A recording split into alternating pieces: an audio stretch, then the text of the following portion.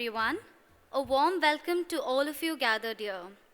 The topic for today is India in 2030, envisioning the nation's socio-economic landscape powered by Innovate Talks. The first aspect we'll be covering today is future of the jewelry industry in 2030, evolution and innovation, which will be led by Mr. Abhishek San. Mr. San is the co-founder and director of Savio Jewelry. He holds key positions in the jewelry industry, serving as an executive committee member of the Jewelers Association Jaipur. He is also the treasurer of the Sitapura Gem and Jewelry Industry Association and an executive committee member of GJEPC International Exhibitions. His notable contributions and leadership in the field have been recognized with the prestigious 40 Under 40 award. Additionally, a significant milestone for Savio Jewelry is being recorded in the Guinness World Records from 2015 to 2018 for achieving the most diamonds set in one ring, showcasing the company's commitment to excellence and innovation. For the same, they were also awarded by the President of India, late Shri Pranab Mukherjee, at the President Office. So without any further ado, let's give a loud round of applause for Mr. Abhishek San. Hi. Hello. I'm audible? Can we have the slide? Okay, so the topic is future of the jewelry industry in 2030. Now let's start introducing India. India is a beautiful country, and there is a beautiful quote by Raymond Page: waking up in India is like waking up to the life itself. Now India is basically culturally diversified. It has a great sense of originality. It has a great sense of uniqueness and creativity, and the gems and jewelry industry is majorly benefited because of that uniqueness and originality. Now, what is the current jewelry scenario? If we see the current jewelry scenario, you'll be amazed that 5,000 to 10,000 new jewelers are entering in this gems and jewelry industry. It was said to be the ancestral business earlier, but today we are experiencing new jewelers entering in this business. Anyone sitting here who is planning to come in the gems and jewelry sector, definitely this is the industry to be in. That is the graph of rise that we are expecting the new jewelers to come in the industry. Now let's understand the market analysis. What's the global market share of gems and jewelry? It's standing at $216.48 billion in 2022, and we are expecting a rise by 50%, and it will reach to $308.36 billion of gems and jewelry global market share. Now, needless to say, India will be playing a major role in this advancement. That's the graph we are aiming at, and definitely India will be contributing a large part. Now, what is the export scenario? Nevertheless, in the current financial year, we have seen a dip in the export, but yes, because of the sustainable practices, technological advancement, high-skilled government support, definitely India is going to make its mark in the high export arena. So today we are standing at the 5th rank in the global export with 4.7% share of the global export, and we are expecting to reach at 3rd position with 10% share of the global export. So export is definitely a market that you should aim at and go ahead. Now, what is the complete world looking at? They are looking at the Indian economy, because definitely that line is there. Indian economy is at boom. Anything, any sector in India is going very high. Today we are contributing around 6 to 7% of the gems and jewelry industry for the national GDP, but we are expecting a rise by 2.5 times to 17% in the future. Right now, the market size is $43.7 billion of the gems and jewelry. 4 lakh to 5 lakh jewelry stores are there in India, and approximately 5 million people are involved in this gems and jewelry industry. Now, the vocal for local is the great saying by the government of India, and it has helped incredibly. India is now sustainable. They are producing what they were importing, and India is becoming bigger and bigger. Now, that is the graph I was talking about, that India is contributing 7% of the national GDP, and we are expecting it to grow by 17.35 in 2030. Now, let's start the next session with a beautiful line. Every great design begins with an even better story.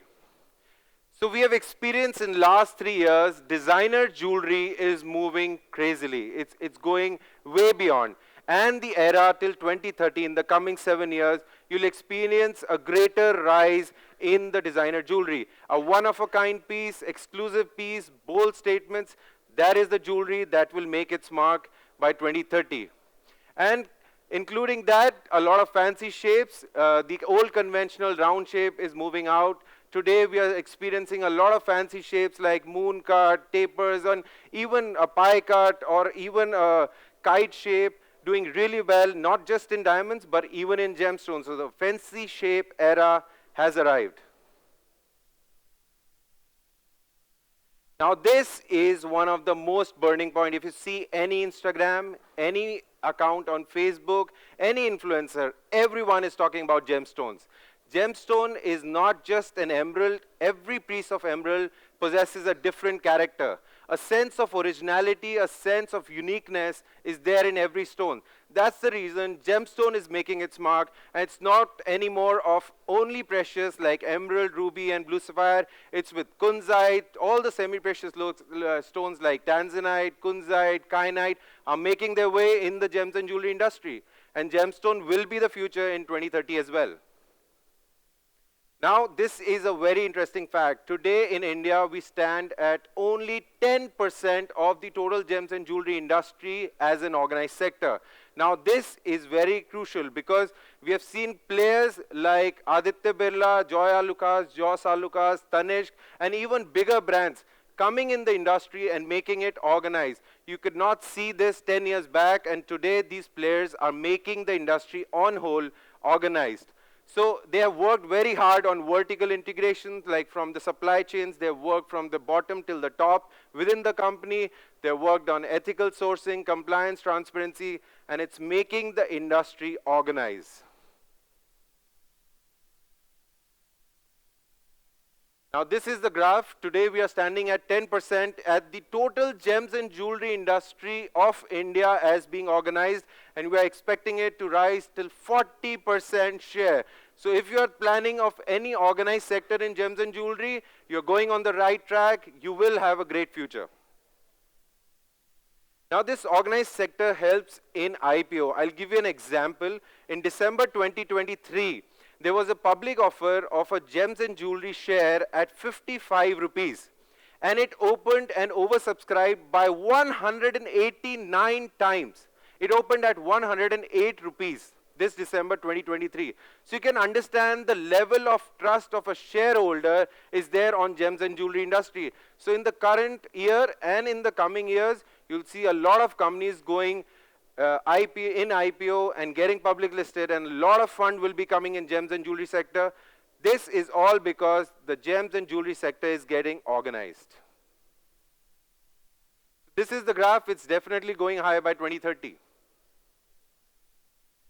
Now, one of the most important thing is that government has worked very hard on infrastructure.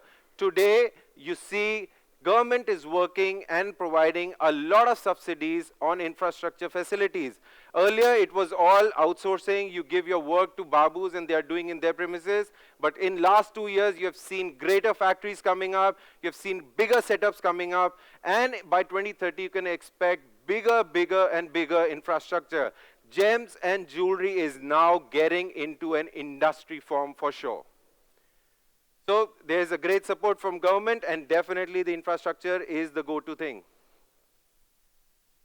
Now, in the COVID time, people have understood that online jewelry is the way through. If you're working in the online sector, you will be having a fantastic future. Just imagine the percentage we were experiencing in the last 10 years at 8.64 annual growth, and today we are experiencing 19.56% annual growth in the online sector. So you can imagine in 2030 where you'll be at the online sector. And it's just not the online sector, it's definitely a great rise from the share as well. 0.85 in 2020 US billion dollars, what we stand at online sector, and by 2030 we are assuming it to reach by 10 billion US dollar in the online share. Now this is one of the most important thing. There is a very cool question today that if you are in a B2B zone, should you be there in the social media? And the answer is, of course, yes. If you are there in a B2B arena and you're not there in the social media, you are losing on the business, because even your B2B customer today is coming, seeing your social media presence, and then doing the business. So yes, a B2B company needs to be there on social media. We are experiencing a great level of investments going high in the social media arena, and there are online selling on social media as well through Instagram. We are experiencing around 50% of the total budget of the expenditure going on social media. So yes, Instagram, Facebook, LinkedIn are just going to go high by 2030 even more. Now, in the last 2-3 years, we have experienced that brands like Louis Vuitton, Cartier, Tiffany, Bulgari are doing fantastically well in India. And that's the reason that people are looking at branded jewelry. And that is going to happen in gems and jewelry sector as well. People will buy branded stuff. If you're investing in brand today, definitely by 2030, you'll be a stable brand, and definitely you'll have a great response in the branded jewelry also. So Indian branded jewelry will do fantastically well. Now let's take an example of a technology. Earlier, India was importing findings. Today, India is exporting findings. So a lot of help from the government has helped in the technological upgradation. Now if we stand in India, earlier era, you have seen everything manufactured by hand. And any quality manufactured in China and Hong Kong is far superior. The only difference is technology. Today, with the government support, today with the technology being produced in India, we are seeing a fantastic equal product, and the export quality is manufactured in India. So technology is definitely upgrading Indian finesse, Indian product, and making India to go higher and higher in export. So let me conclude with a line that the future ahead is definitely the innovative designer jewelry. It is definitely that India will make a global recognition, and the technology, tradition, and sustainability is definitely there in India, which will make 2030 Indian economy at a boom. Thank you, everyone. If there are any questions I can take up.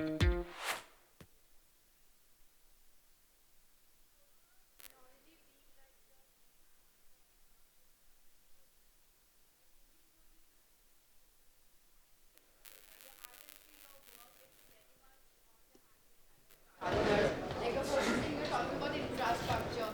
So do you think there's going to be a blend, or do you think only technology will take over? So I'll give you a great example. See, what is handmade? Handmade is something which is unique and very nicely done and one of a kind piece.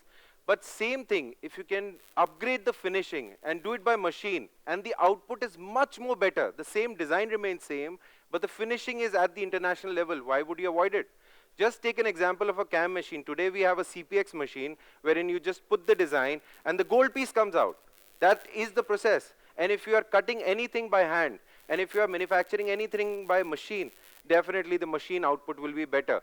So in order not to just limit yourself within the domestic market for like 5-10 people or maybe 1,000 people in India, just go global. If you're going abroad, people want finishing, and handmade jewelry is not the right way to get into the export market.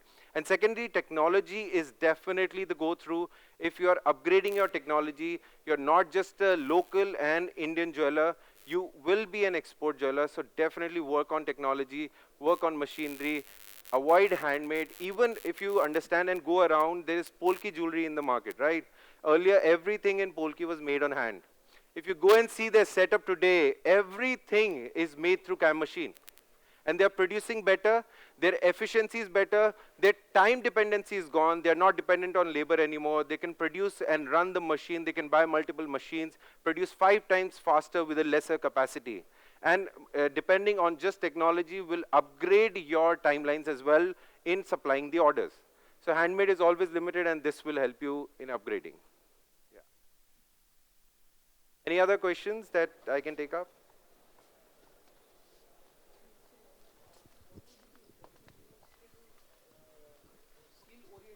Academies and institutes coming up in future, the opportunities of So there is a great capacity because right now, as I said, that earlier it was all outsourcing. People used to send designs from, buy designs from outside. People used to get the pieces manufactured from outside. But today, people are doing a setup. Now, setup requires a set of designers. Setup requires a set of manufacturing facilities. Setup requires a lot of people as a manpower. So all these designing institutes will now have a bigger buyer in the form of industries which are getting set up every year in every zone. Like I'm there in Sitapur Association, I've closely seen in last 15 years, we have got around 100 companies. And in last 2 years, there are 50 new companies setting up their plant with a minimum manpower of 20 to 500 people. So that is the scale that everyone is now growing. A smaller unit in Johari Bazaar is now moving in Sitapura industrial area just to build a proper manufacturing infrastructure. So that will eventually help all these designer institutes and the companies who are doing designing courses to send their designers to these companies, and it will be a much better infrastructure to work in.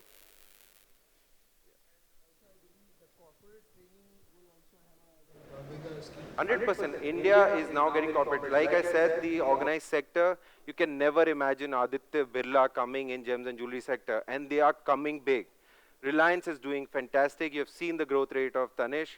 All these organized sectors were not there in the industry because the sector was unorganized. They would only work in an organized structure. That's their thumb rule.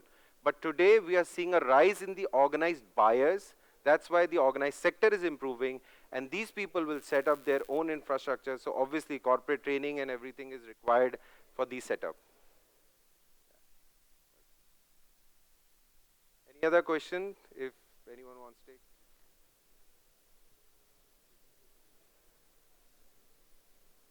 I think it was conclusive. Yeah. Thank you.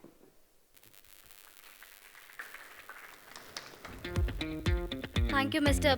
Abhishek, for this insightful session.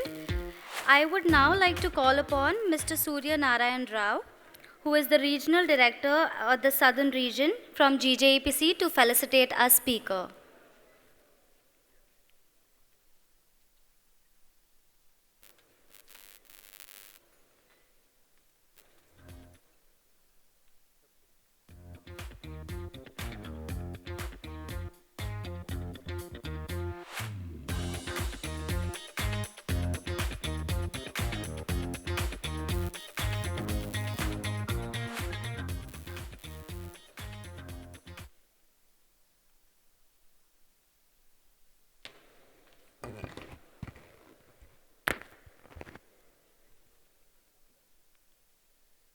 I would now like to invite our next speaker, Mr. Shreyansh Dholakia.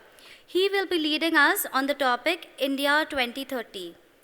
Mr. Shreyansh has been associated with Sri Ramakrishna Exports Private Limited for 15 years and 7 months. Serving as an entrepreneur, brand custodian, his primary focus has been on developing the brand value through marketing and public relations. Let's now invite Mr. Dholakia on stage to take over.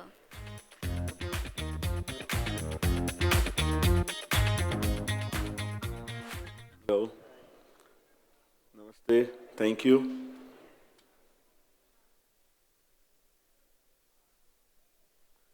I'll just start with the slow. Meanwhile, the presentation is up.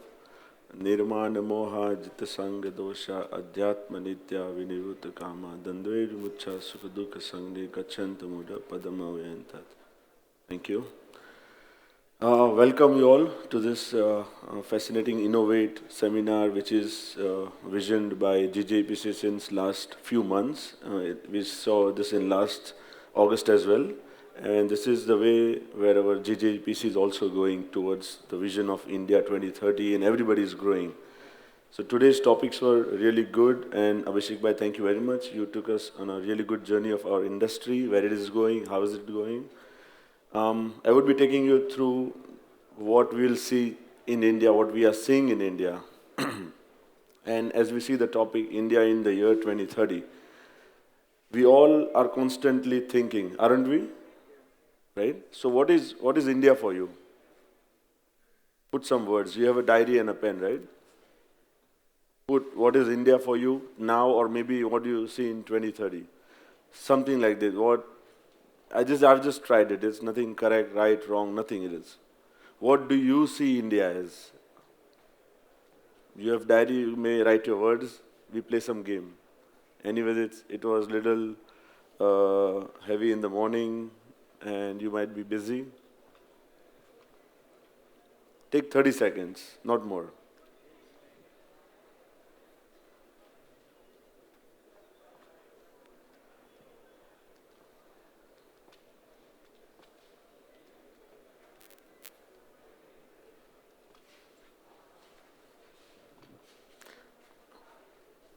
I see many people doing the homework. It's good. Yeah. Anybody would want to share the words? Abhishek bhai, you were writing. Global leader. Global leader. That's what he sees India in 2030. Good. I think that's where we are going. Incredible India. Yes. Amazing. You were writing. Entire world. Amazing. I think this is where our current leader, without any political attachment, but that's where he's taking us. Definitely. Any other words everybody has written? You were writing? Sir, I took it from there. Yeah. So, inclusive, new, disciplined, informative, and progressive. Wow. Good. Yes.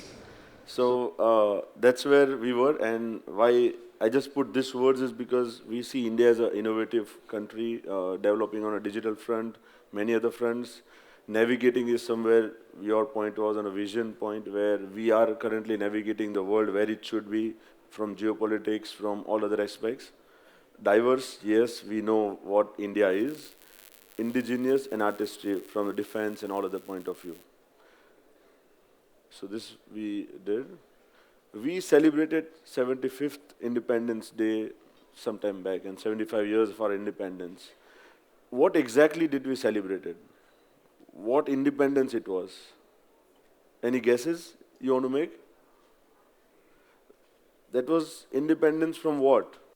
From another person holding us accountable or control of our people. If that was the case, then there was not a independence from working point of view, from economic point of view. Because if you see the chart, 1960s to almost 1990s, where were we in terms of GDP? India was still not independent from the license rules and many other rules that was set by previous set of government regime. We only got independence, we all know about 1993 when Manmohan Singh brought a new policy in finance, and that's when we got the real independence to work in a global environment. And that's when in the last 30 years is what we are seeing the enormous growth. So this was just to reflect what is happening. Of course, we are celebrating independence, but I consider 1993 as our one of the other independence that we must celebrate. And from 2014 is, I think we are seeing the third phase of independence where everything is being opened up for the public. We know India is very innovative, diverse culture. Any guesses how many states do we have in India? How many? And languages that we speak? Any other guesses?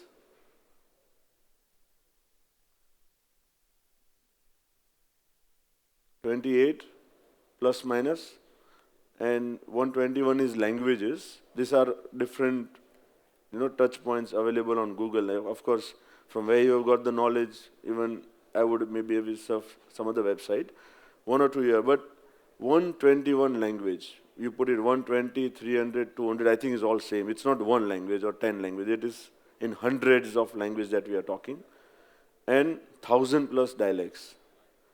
This is culture is what we are talking. 28 or 29 or 30 states is not a culture that we are talking. It's just a set of rules. Language sets the tone of culture, and the dialects is the real culture that we are talking. So India is so diverse. We only think from 28 or 29 states point of view, but India is diverse from its dialect point of view. When a dialect changes, it means the family values changes. It means the lifestyle changes. It means your buying pattern changes. From a business perspective, if you want to understand, our customer base is more than 1,000 different segments. So that's where India is, and I think problems are the way to progress. So if you have 1,000 problems to solve, it means you have 1,000 ways to approach your customers in India. We are here to envisioning tomorrow, right? What do you think? The easiest job here, what Abhishek Bhai presented, was very much data driven, very much thought process, industry wide. But the topic that I have got, I think, is the easiest one, because I just have to throw some words. India would be like this in 2030. And there's no questions being asked. There's no data that is being, questioned. So envisioning India or tomorrow is the easiest part that we have to do. But the way that happens, the stones that we have to lay today, our tomorrow is dependent on what we do today. I mean, that's what the saying is, right? Tomorrow, if you want to change, you want to make your tomorrow better, today is what you have to work on. So let's look at what India is today. Then we can predict what 2030 would be. By 2023, India already has the largest working age population in the world. This is only going to grow because we have many youngsters even being born today, many youngsters in their schooling and the college. So by 2030, again, we would be the largest population in the world, which will be working age. Now, in order to grow business, in order to make anything happen, we need that working force. And we have that maximum in the world. So we are already blessed. Our government has laid a lot of digital front in last 10 years. If you look at all the logos that you see, you've already seen. Started with DigiLocker in about 8-9 years back. Then Aadhaar was there. Face recognition is coming everywhere now. Even our IIJs this time is with the paperless, and they're already going in August faceless. I mean, only face. Digital India empowered the UPI thing, which is already knocking the doors across the world where they were completely sleeping on this one technology, which India has already mastered. COVID, we all know. We all have seen our memes and videos on the WhatsApp